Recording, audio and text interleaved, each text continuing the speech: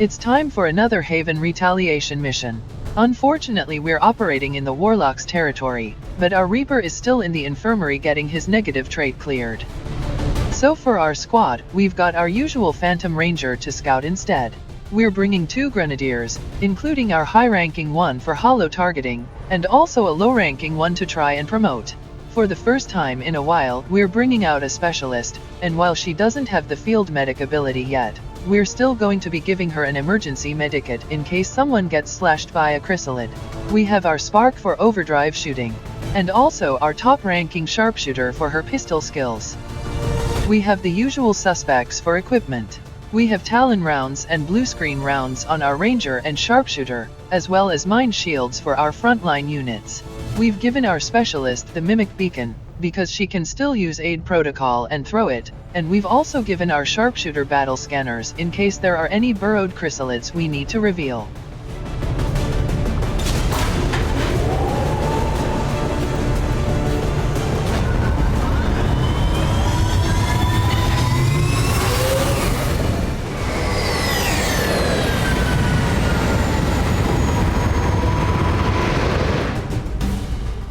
One of those chosen is leading an assault on the resistance encampment in this area. Our people are doing what they can to fight back, but we need to help protect the civilians trapped nearby. There's a group of resistance soldiers hunkered down not far from your position. Move in and help fend off the attacking alien forces. We managed to get another Haven Assault variant, which should make things a little easier. We'll start by sending our Phantom Ranger out to find the first pods. On my way.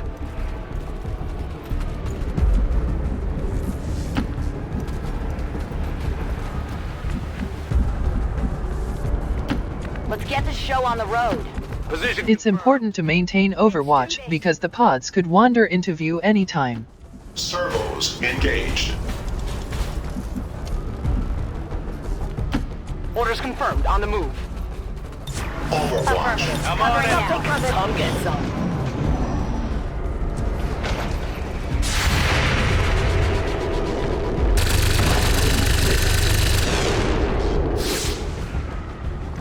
This thing looks ready to smash something. Is that an environment suit? Maybe something that can't handle our atmosphere? Those emissions could be toxic. I advise caution, Commander.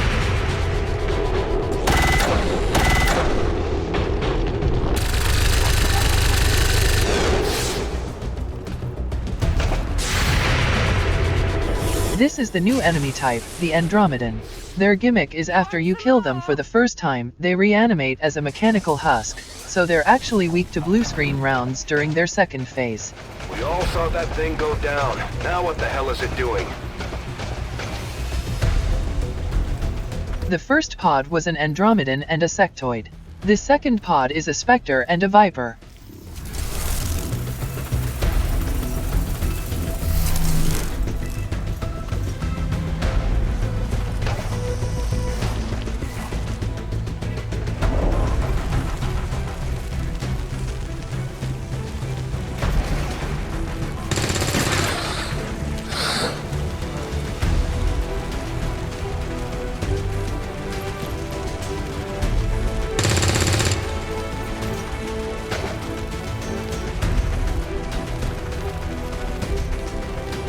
And there's a Muton near the second group. Normally Andromedons would be a very dangerous target because they tend to use acid bomb as their first action, which deals guaranteed damage, shreds armor, and also deals acid damage over time. But we managed to kill its first phase on the way in, so now it's limited to melee attacks.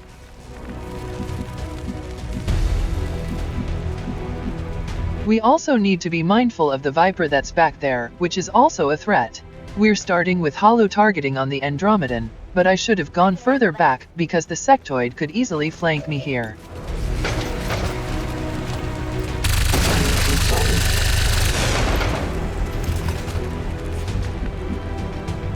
Then we'll bring our blue screen sharpshooter in to finish it off. Heading there now.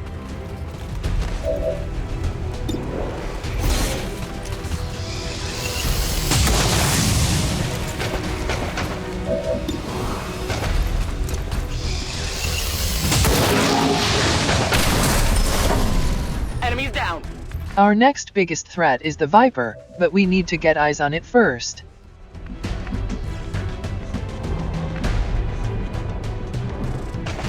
Heading to that location. The Viper's on this truck somewhere.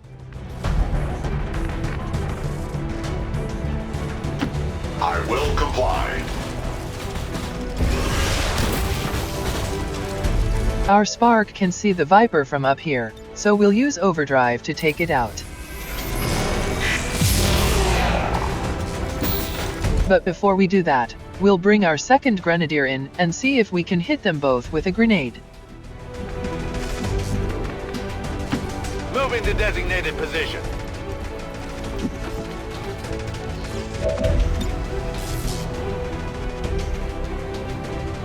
They're just far enough apart that we can't hit both of them. The Spectre's already flanked, so it's not really worth wasting a grenade on. We'll just go with overdrive, which is still an 85% shot. We could use a stock to finish off the Viper, but this Grenadier is the one with the scope. Luckily we can just use combat protocol instead.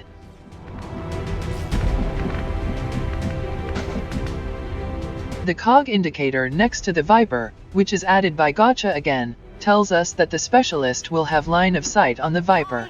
Combat protocol doesn't have any range limits as long as there's a clear line of sight.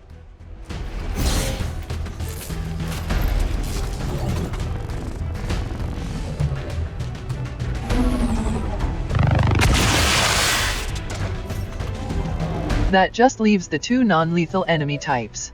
We'll start with this flank Spectre. Hostile target eradicated. Our Spark procced a hair trigger again. We can't see the sectoid, so we'll just have to overwatch. Roger that. Setting overwatch. We're starting to lose ground. The sectoid is running away, which is good and bad. The problem is that the two soldiers from this group won't move on until we kill that sectoid. The Resistance fighters' guns actually upgrade along with yours, so now they're doing 6 damage standard, which is a lot when they're so likely to hit. This is the slowest stage of the Haven Assault variant. You could dash while moving up to the second group, but there's always the worry that one of the pods will spot you early and then you miss out on a bunch of Overwatch shots. Don't waste my time. Scanning approach vector. Moving out. Moving on target location.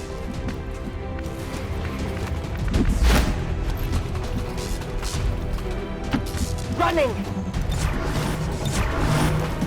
We'll reload our Spark in advance, that way they have plenty of shots for overdrive or hunter protocol. Moving to Overwatch.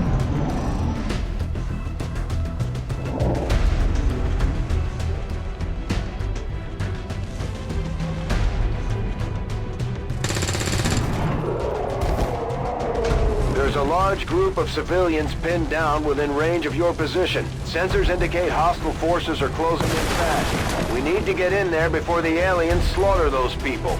That cutscene means the second group is active now, so the pods will start attacking them. We still have to move up carefully though.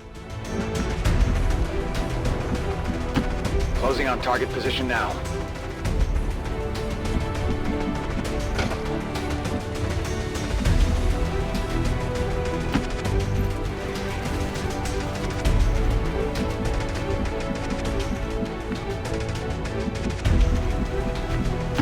Don't slow me down. Movement request confirmed. Position confirmed.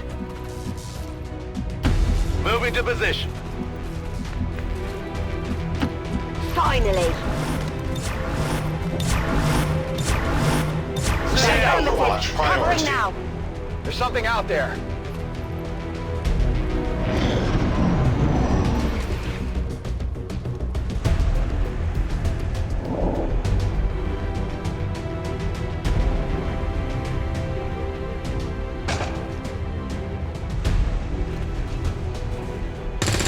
Unfortunately, resistance fire also causes codexes to split.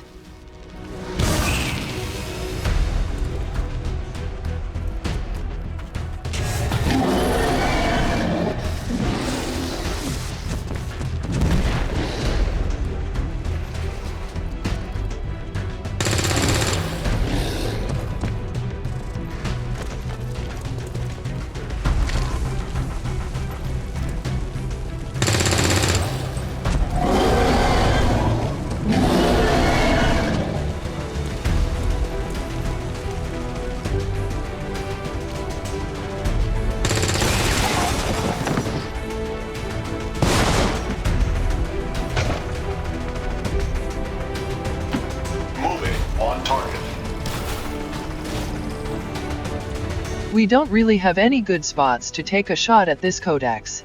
We could use an ability like Bombard to finish it off, but codexes aren't that threatening on their own.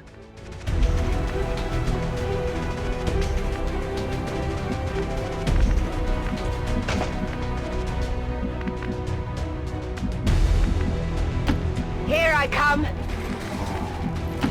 Okay. I should be out there hunting. Confirmed. We'll reload our Grenadier so that she has enough ammo for hail of bullets next turn if needed. The codex is around here, so we'll likely reveal ourselves if we go right up to the window. We'll move our Phantom Ranger off to one side instead.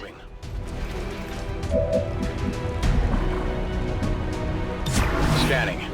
On Overwatch. Optical sensors on Overwatch.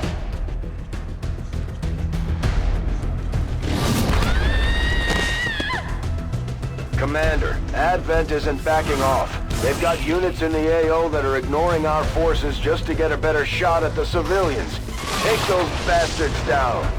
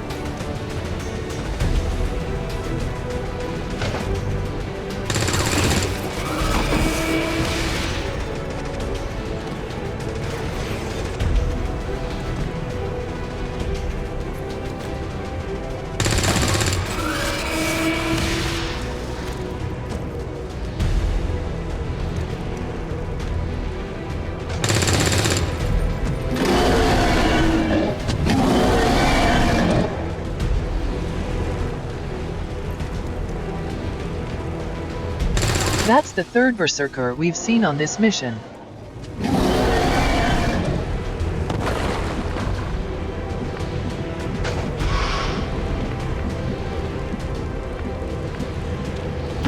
Good copy. Moving on target. We'll move out of the psionic bomb and reload our guns. On the move.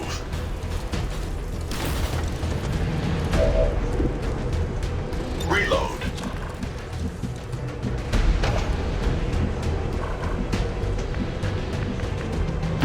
On the move. Let's move already. I'm on the move.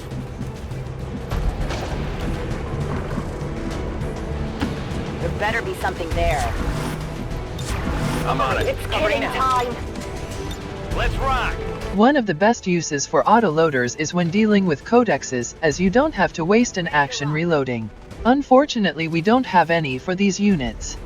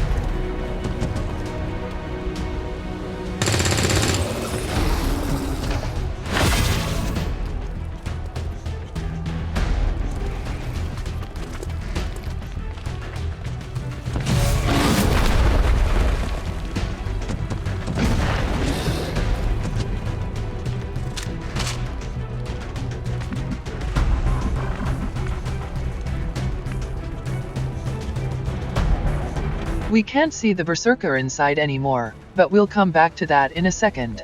First we need to deal with this Codex. Thankfully our sharpshooter's aim is so high that she's still got an 85% shot through full cover.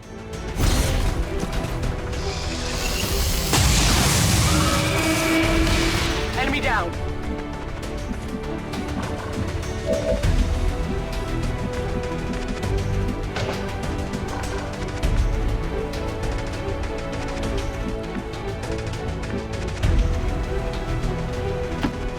For this Codex, we'll just finish it off using Hail of Bullets. It's a guaranteed shot, so it can't graze the damage.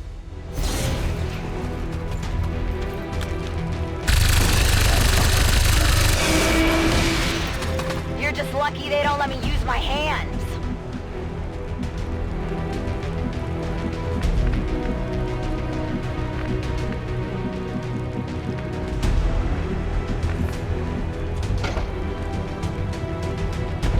We should keep our squad together, so that we're able to concentrate our firepower.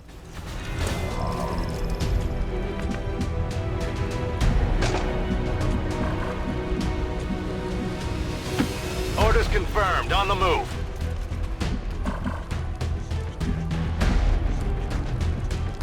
Moving to designated position. There's not really much point keeping our ranger concealed anymore, since this is the last group of enemies, so we may as well try and finish off one of the berserkers.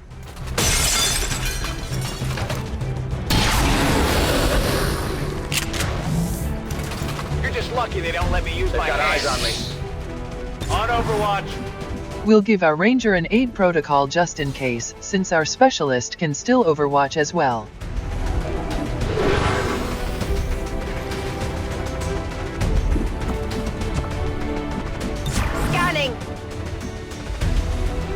I'm on it.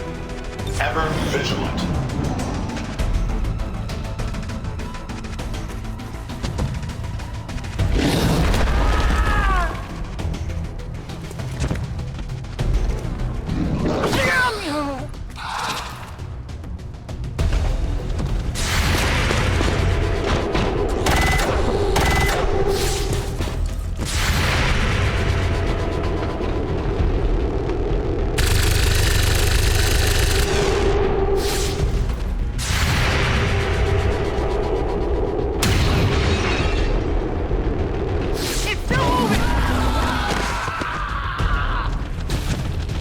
There's the chrysalids.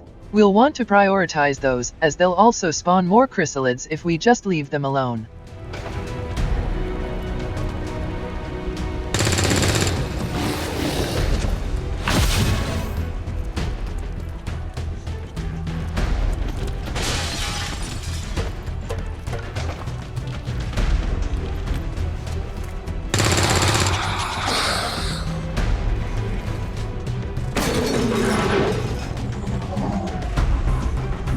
We'll start by taking our spark in and going with an overdrive chain. Movement engaged.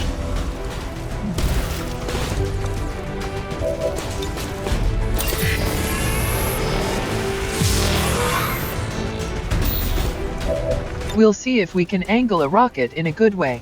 There's a civilian back here, but it's curious that the berserkers haven't gone for him.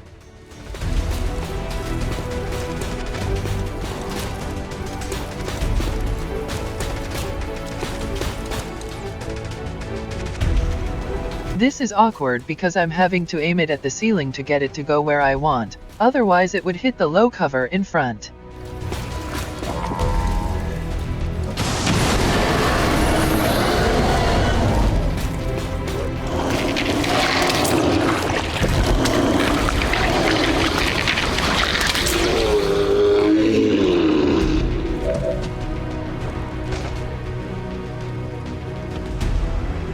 We could use Bombard, but it still only does 3 to 4 damage. Eventually we need to get around to upgrading the bit. We'll use our sharpshooter to finish off the Faceless, since she can't see much otherwise. Roger that.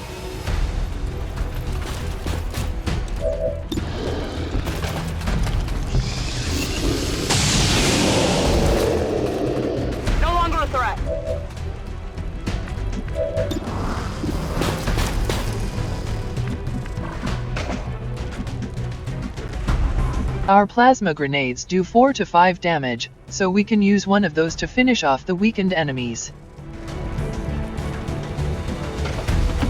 Headed there now.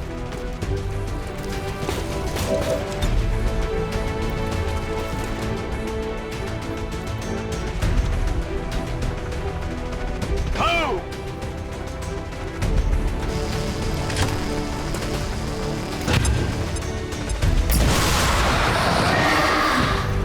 Kill them! The resistance team is in the clear. They're moving to help the other survivors. That was actually the sectoid from the first group that ran away, so now those fighters can move up to help.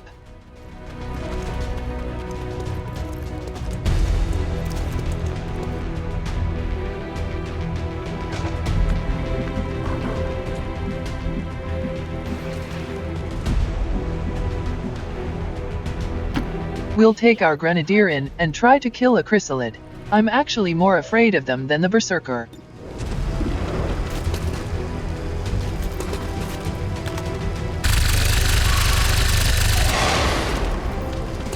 Shot failed to connect.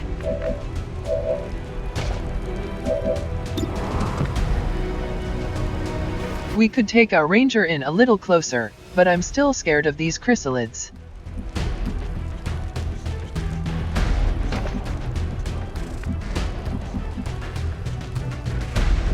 We could run and gun somewhere else, but we may as well do it from here since it's safer. Since we're not moving, we'll reload before taking the shot.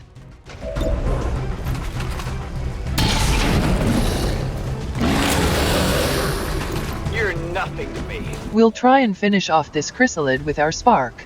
This is actually the other one, but 75% is still an okay shot. Target neutralized. This would be a good time to use teamwork to give one of our actions away, but our grenadier is out of ammo, so she can't do anything anyway.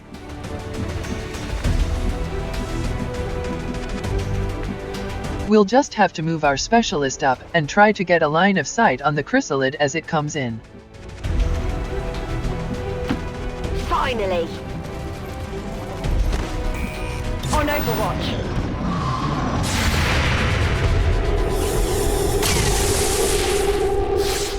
Who's keeping score? Menace 1-5, you've secured the remaining civilians and there are no other hostile contacts on the scope. Good work out there. We got very lucky with our overwatches, especially on the Andromedan. It sounds bad, but you need to be able to sacrifice civilians if necessary. In this case, it was just very suspicious that the one civilian was sat in between two berserkers and hadn't been targeted yet. The other lesson is to just play patiently. We saved 11 civilians, which is nearly double what we need. I'm always pleased when the troops return without any reported casualties. I can't hope for a better outcome. We've got a couple basic promotions. Shredder for our grenadier, as always. As for our specialist, the ability I wanted her to have for this mission is Field Medic, which makes equipped medikits have 3 uses instead of just 1. She didn't have it at the time, but now she'll be a better medic.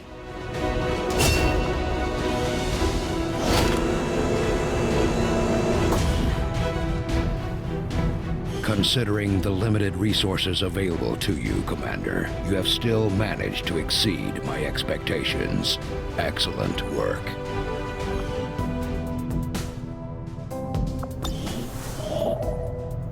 We're definitely in need of alien alloys. We'll have to come back to that later. Interestingly, the game is telling me we have idle staff at the infirmary, but it seems to just be our Reaper getting their negative trait cleared. You're not leaving me alone. Since it's only 2 days, we'll finish making contact first. Setting course for Sector 15, West Asia.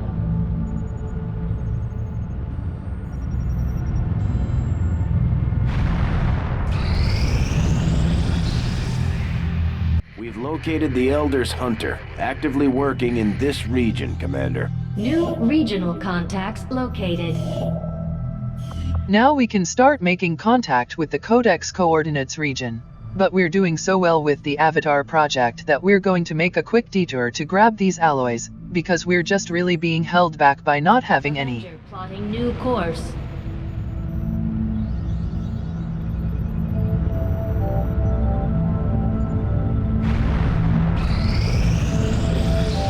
mission together is complete, Commander.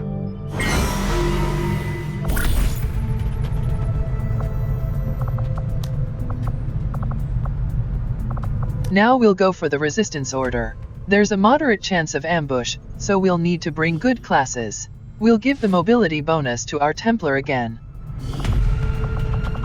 For the other soldier, we'll pick a ranger, but we want to keep our top-ranking ones free for missions. I decided to send a corporal instead, because we shouldn't need any abilities for this.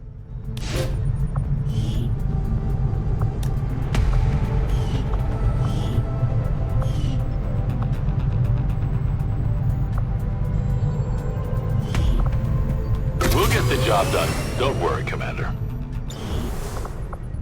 I do not think I could have predicted this outcome, though it is intriguing.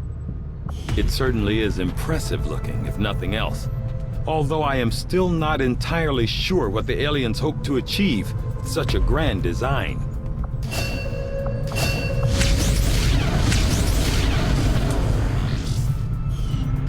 This is actually really good, because it means we can put a scope on our Spark. This is not actually functionality that's in the base game, it's normally only for cannons, but there's a mod you can download that makes it so that Sparks will also benefit from these breakthroughs. I will begin our research immediately.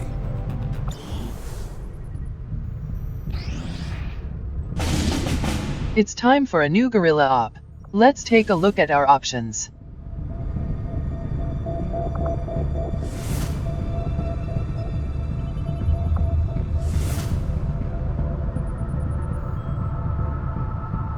Of these options, Undying Loyalty and Supplies seems the most beneficial. Killing an enemy and then having it revived during your turn can be a big problem.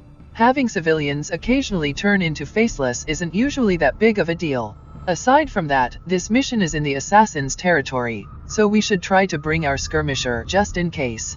And there's going to be at least one codex, so we'll still want blue screen rounds. Setting course for Brazil.